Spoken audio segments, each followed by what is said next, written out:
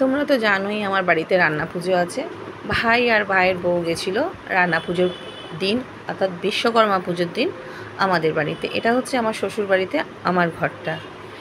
এখানে শ্রেয়া তো cold drinks খাচ্ছে। আমরা এবার বেরাবো মার্কেটিং করতে। তার কারণটা আমি বলি কেন আমরা ওই দিন মার্কেটিং করতে বেরিয়েছিলাম।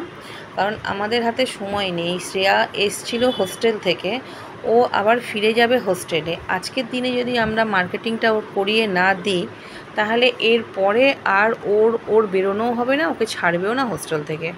এখানে পিঙ্কি ওকে নিয়ে ওর জিনিসগুলো দেখাচ্ছে, ট্রায়াল দিচ্ছে।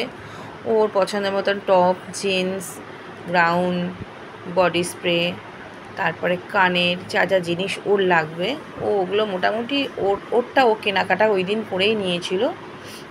ওই দিনকে একেবারে কেনাকাটা করে প্রথমে ওর জিনিস পছন্দ হচ্ছিল না, তারপরে আমরা আর একটা শপিং মলে গেলাম। ওখানে গিয়ে ওর মনের মতন জিনিসও পেয়েও গেল।